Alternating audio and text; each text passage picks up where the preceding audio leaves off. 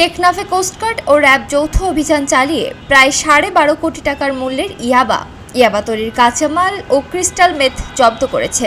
বুধবার 28 মে দুপুরে coast guard media কর্মকর্তা লেফটেন্যান্ট কমান্ডার হারুনুর রশিদ এ তথ্য জানান।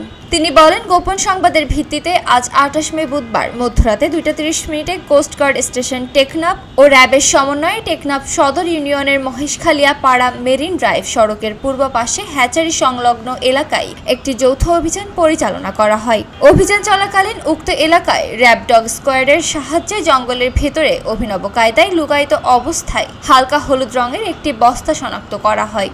পরবর্তীতে উক্ত বস্তাটি তল্লাশি করে 1,30,000 পিস ইয়াবা, 1 কেজি সম্ভাব্য ইয়াবা তৈরির কাঁচামাল ও 1 কেজি ক্রিস্টাল মেথ জব্দ করা হয়, যার আনুমানিক মূল্য 12,50,00,000 টাকা। জব্দকৃত মাদকদ্রব্যের পরবর্তী আইনানুগ ব্যবস্থা গ্রহণের কার্যক্রম প্রক্রিয়াধীন রয়েছে।